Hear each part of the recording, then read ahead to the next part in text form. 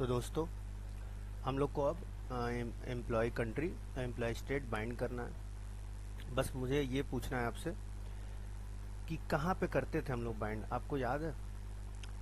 ASP.NET web application web form में हम लोग कहाँ पर कॉल करते थे? तो कंट्री वाले को हम लोग पेज लोड पे कॉल करते थे और स्टेट बाइंड को हम लोग कंट्री के अंदर बटन में हम लोग जा करके वहां क्लिक करते थे। तो उसी तरह एम्प्लॉय कंट्री को हम लोग पेज लोड पे करेंगे डॉक्यूमेंट डॉट रेडी, और बाइंड स्टेट को हम लोग इसी कंट्री में ही तो करेंगे। ऑन चेंज इसका एट्रीब्यूट है, उसको आप याद रखिए। यहाँ क्लिक वगैरह नहीं होता, और वहां पे भी इंडेक्स चेंज करके था, ऑन सेलेक्टेड इंडेक्स चेंज करके। यहाँ ऑन चेंज यहाँ पर भी है, बाइंड स्टेट में ही कॉल करेंगे।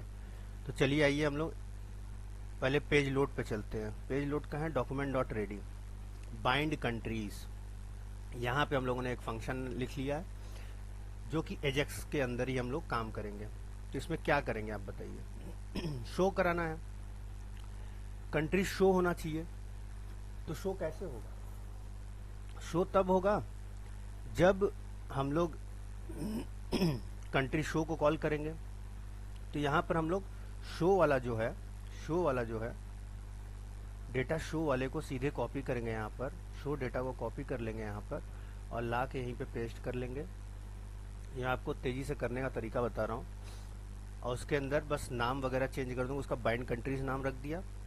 उसके बाद इसके अंदर कंट्री शो कॉल होगा। कंट्री शो यहाँ पर देखिए हम लोगों ने बना रखा है कंट्री शो, ये देखिए जहाँ करी हम लोग डेटाबेस में कैसे चेंज करेंगे। तो कंट्री शो होगा और उसके बाद से जो भी डेटा रिटर्न होकर के आया रहेगा हमारे किससे, यहाँ से, यहाँ से जो रिटर्न होके आया रहेगा, जब वो कॉल होगा तो यहाँ पर पहुंचेंगे। यहाँ से जो रिटर्न होगा डेटा वो डेटा में आएगा।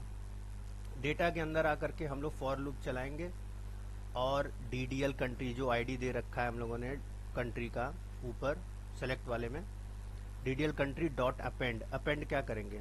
ऑप्शन वो करेंगे। देखिए पहले अपेंड क्या कर रहे थे हम लोग? टेबल को अपेंड कर रहे थे। तो अंदर क्या था? TRTD था, तो उसको अपेंड करते थे हम लोग, क्योंकि टेबल में TRTD होता है। ड्रॉप डाउन में क्या होता है? ऑप्शन होता है। तो ऑप्शन को हम लोग इस तरीके से, देखिए सिंटैक्स देख लीजिए, डॉलर है, अंदर सिंगल कोट्स में ऑप्शन को ओपन करेंगे, क्लोज करेंगे, डॉट। दो एट्रीब्यूट होते हैं इसमें। जैसे वहां पर था याद होगा आपको, आईडी देते थे एक हम लोग, नेम, कॉलम नेम देते थे। कॉलम नेम किसको देते थे हम लोग टेक्स्ट फील्ड को देते थे। याद है आपको? डेटा डॉट टेक्स्ट फील्ड करके जो था उसमें हम लोग देते थे वेब एप्लीकेशन में। उसी तरह से यहाँ पे HTML में टेक्स्ट फील्ड देंगे जहां पे हमारी कंट्री दिखेगी, इंडिया, जापान, USA। तो डेटा में ही है सब कुछ, डेटा में ही आया है।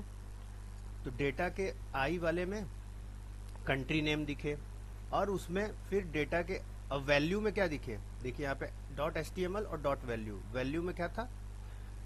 ये आईडी, कंट्री की आईडी। ये हो जाएगा आपका। फिर अगर कंट्री का डेटा अगर कुछ एरर आता है, नहीं आ रहा है, आपने दे नहीं रखा है, तो यहाँ पर आएगा कंट्री डेटा नॉट फाउंड, ये मैसेज आप प्रिंट करा दीजिए। इस तरह बाइंड स्टेट्स भी है। ये दो लाइन पे ध्यान मत दीजिए, आपको बताएंगे क्यों लिखा हुआ है।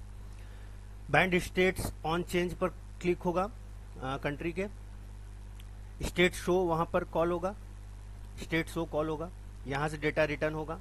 क्या करके?